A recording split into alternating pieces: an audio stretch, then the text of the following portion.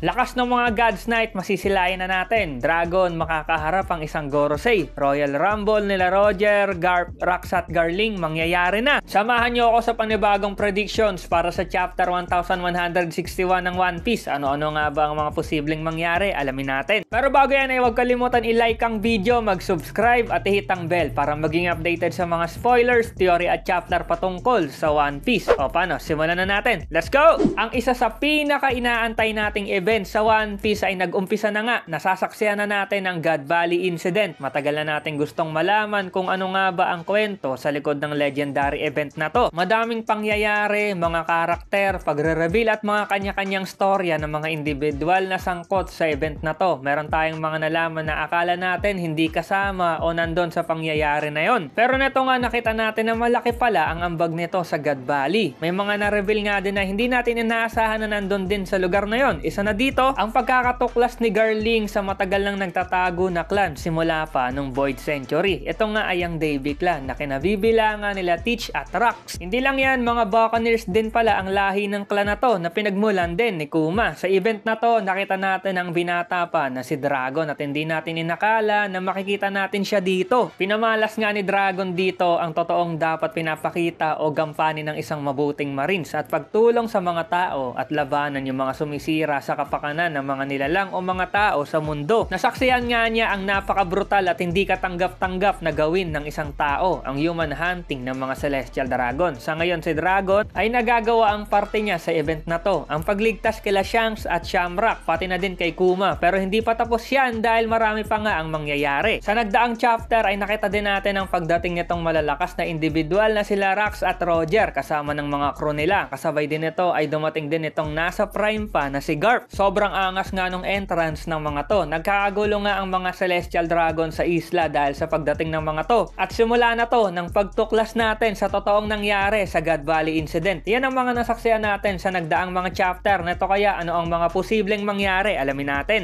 Opisyal nang nagsimula ang brutal na palaro ng mga Celestial Dragon. Marami na nga ang nabibiktima ng mga halangang kaluluwa na to. Mapabata, matanda, mga kriminal at mga native na nasa God Valley ay walang awa nilang pinagpapapatay. Dahil lang sa pansarili nilang kagustuhan, pero mababasag na nga ang kaligayahan ng mga Celestial Dragon dahil nga dumating na ang mga kilalang pirata katulad ng Rax Pirate na syempre sa pangunguna ni Rax at sinundan nga sila nila Roger at ng kanyang crew. Malupit na entrance din ang ginawa nitong si Garp dahil pinasabugan ba naman ito ang mga pirata. Naramdaman din nila Rax at Roger na hindi magiging madali ang kanya-kanya nilang misyon dahil malaking banta nga si Garp sa kanila. Dahil sa nangyayaring kaguluhan na gawa nga nitong mga malalakas na individual na to, sabayan pa nitong ibang mga pirata ay hindi na nga mapakali ang mga Celestial Dragon, lalo na sa kaligtasan nila. Sa tingin ko nitong parating na chapter ay kanya-kanyang takas ang mga lokong to dahil nga mga sikat na pirata ang nanggugulo ngayon sa God Valley. Lalo na at andito si Rax dahil kilala si Rax na pumapatay ng Admiral at baka nga pati Celestial Dragon pinapatay din ito. Ito ang pinaka gusto kong makita, yung may mga humandusay at magmakaawa ng mga Celestial Dragon at posible nating makita to na gawin ni Rax. Malamang talagang magwawala dito si Rax dahil alam niya na mga walang hiyatong mga uhugi na to at syempre nasa panganib din ang pamilya niya. Kaya wala talagang pipigil dyan kay Rax, humarang giba talaga. Maalala natin na itong si Rax ay tinawag na villain ng God Valley kaya malamang na hindi lang sa panggugulo nito doon sa lugar kaya niya nakuha yan dahil posibleng may mga pinatay siya ng mga Marines at mga Celestial Dragon nung event na yan. At may rason naman siya dahil ang pamilya niya ay nasa panganib na sanhi din itong mga Celestial Dragon. Inaabangan ko din talaga yung mangyari na madama ng mga Celestial Dragon na manganib at kawawain itong sila Rax. Dahil nga sa nagkakagulo sa isla ay mukhang makikita na natin yung scene na kukunin na nga nila Ivankov at Kuma yung mga Devil Fruit. Marami nga silang bit-bit nun. Pero dahil nga nasa God Valley Incident chapters tayo ay marami nga ang madadagdag na eksena dito. Katulad na lang ng baka tiningnan nila Ivankov kung ano ang mga laman ng mga treasure chest. At kaya marami silang kinuha ay yung iba dito ibibigay nila sa mga kapwa alipin nila. Sa tingin ko nga kasama nila si Inazuma dito. Naisip ko lang naman yan. Baka dito rin niya nakuha sa God Valley ang Devil Fruit niya. Posible din na mamimit na nila Ivankov at Kuma si Dragon sa oras na yan at dito na din ibibigay ni Ivankov ang isang treasure chest na naglalaman ng Devil Fruit ni Dragon. Kung mangyayari man to next chapter ay isa ang eksena na to na magiging highlight nga ng chapter. At malalaman na natin kung ano talaga ang Devil Fruit na taglay ni Dragon dahil ang tagal na natin gustong malaman kung anong klase ang powers ni Dragon. Dragon. Ang alam lang natin, nakokontrol niya ang sobrang lakas na hangin. Kaya niya din magpalabas ng ulan at kidlat. Na-confirm na yan na siya yung nagligtas kay Luffy sa Log Town. Kayo mga katambay, ano sa tingin nyo? Isa kayang Mythical Zoan o Logia ang Devil Fruit ni Dragon? At sana talaga ma-reveal na yan next chapter. Eto, alam ko na na-excite din kayo na mag-uumpisa na ang inaantay nating labanan sa pagitan nitong sila Rax, Roger at Garp. Kasama na din dyan sila Garling at ang mga God's Knight. Eto nga ang tingin ko dyan, kung sino-sino ang maglalaban sa panimula ng God Valley Incident. Malamang na to, ang mga unang magbabanatan dyan ay syempre yung tatlo, si Garp, si Roger at si Rax. Pero alam natin na si Rax ay hihiwalayan dahil nga ang pinakarason niyan kaya napunta siya sa isla ay ang mag-ina niya. Kaya baka saglit lang din yan at umalis agad si Rax. Etong si Roger at Garp naman ay matik maglalaban talaga yan ng buong lakas nila dahil nga syempre rival tong dalawa. Ang malupit lang dito, masasaksihan talaga natin kung gaano kalakas itong si Roger at si Garp. Para bang full fight ang mangyayari. Bukod kay Roger at Garp, syempre andyan ang Roger Pirates at Rax Pirate. Kanya-kanya ding labanan yan. Wag din natin kalimutan na nandyan din ang tropa ni Garp saka yung mga God's Knight. Nako, dito natin makikita ang talagang Royal Rumble na labanan. Yan, si Gaban versus Shiki, si Bogart versus Big Mom o kay Kaido, o pwedeng sumali din dyan si Rayleigh. Dahil kahit dalawa kayang labanan nitong si Dark King, dadating din yung ibang mga miyembro ng God's Knight dahil mukhang malalakas din yung mga to. Kailangan nating makita kung paano lumaban yung mga yan. Pero ito, gusto kong makita yung history sa pagitan ni Whitebeard at ng tatay ni Shanks na si Garling. Dahil kung natatandaan nyo yung scene ni Shanks nung dumalaw ito sa barko ni Whitebeard, na sabi ni Whitebeard doon na kapag nakikita niya si Shanks, naaalala nga daw nito yung mukha ng tao na yon na nagbigay nga ng sugat sa kanya na malamang si Garling ang tinutukoy niya. Kaya posible nating makita yung sinaya na maglalaban itong si Garling at si Whitebeard. Pero gusto ko ding makitang labanan ni Rayleigh si Garling dahil nga rival din sila pagdating kay Shaki. Malamang yan babanggitin ni Garling na hawak nga niya si Shaki at dyan magagalit si Rayleigh. Nakaka-excite yan makita. Naku po, yung matagalan nating inaabangan na laban sa God Valley ay eto na, makikita na natin. Pero balik muna tayo dito kay Dragon dahil 'di ba si Dragon hawak niya nga itong sila Shanks at Shamrock at naghahanap na lang siya ng paraan kung paano maililigtas o madadala sa ligtas na lugar itong mga bata. Pero what if sa paggagagala ni Dragon sa God Valley, para nga makatakas ay makita niya yung imposibleng mapuntang tao doon o makita man lang tong tao na to na pumunta sa ganong lugar. Ito nga ang Gorosei na si Saturn na ang twist dito, kinakausap niya si Gunko na vessel nga ni Imu. Alam natin na si Dragon marunong to mag-observe na malamang maramdaman niya na may kakaiba doon kay Gunko. Nasabi ko nga na nag-uusap itong si Saturn at si Gunko pero maririnig ni Dragon yung plano nila sa Davy Clan at sa mga Buccaneers na to. Siguro babalakin na nilang patayin lahat ang mga to kasama nga si Rax dahil alam na nila na nandun nga si Rax. Pero ang naiisip ko nga dito, baka hindi naman makita si Dragon dahil nga hindi pa niya nahahanapan ng ligtas na lugar itong sila Shanks. Baka marinig lang niya yung magiging plano nila Saturn. Theory pa lang naman yan mga katambay pero posible na mangyari dahil bawat karakter nga sa event na to ay may kwento. Dahil nga si Dragon ang isa sa mga pangunahing bida sa God Valley ay marami nga siyang gagawing mga imposible dito lalo na yung pagliligtas sa kambal. Pero nakakabit din sa kanya yung panganib dahil nga baka next chapter makita natin yung paghaharap nila Dragon at ng tatay nila Shanks na si Garling. Dahil malamang napansin na ni Garling na wala na doon yung mga anak niya at syempre hahanapin niya ang mga to dahil gusto nga niyang dalin yon sa Marishwa. Ang tingin ko nga dito makikita ni Garling si Dragon kaso si Shanks ay naitago na niya at ligtas na pero hindi nga niya naisunod si Shamrock dahil nagkaharap na sila ni Garling at baka magkomprontahan sila ni Dragon na bakit nasa kanya yung kambal. Alam natin na medyo mahina pa si Dragon dito at rookie days nga niya to, parang parallel scene to ni Kobe at ni Akainu na posibleng papatayin ni Garling si Dragon pero may magliligtas nga dito. Ang tanong sino? Dalawa ang naiisip ko, posibleng si Whitebeard o si Rayleigh dahil itong mga to lang ang tingin kong may history kay Garling o pwede ding si Roger dahil nga malamang na gumala-gala din to dahil nga hinahanap niya si Shaki. Mangyayari lang yan kung lalagpasan niya si Garp. Nga pala hindi lang si Dragon ang gagawa ng eksena dyan dahil andyan pa sila Teach at posible nating makita kung ano ang mga mangyayari sa kanilang mag-ina. At sila Kuma dahil hindi pa nga sila ligtas sa mga Celestial Dragon lalo na dito kay Saturn. Mag-expect tayo na may mga mangyayaring hindi ka nais-nais next chapter at abangan natin ang mga labanan na mangyayari dahil super epic na chapter ang masasaksihan natin. Kaya abangan talaga natin yan. Sa mga nasabi ko na teorya o pananaw ay mas mabuti pa din na abangan na lang natin ang mga susunod pa na chapter. Na-excite lang tayo dahil palupit na ng palupit ang mga nangyayari. Kaya mga katambay, ano sa palagay nyo ang posibleng mangyayari sa parating na chapter? Comment nyo lang sa baba at babasahin ko yan. Salamat sa pagnood at see you sa next video. Over na!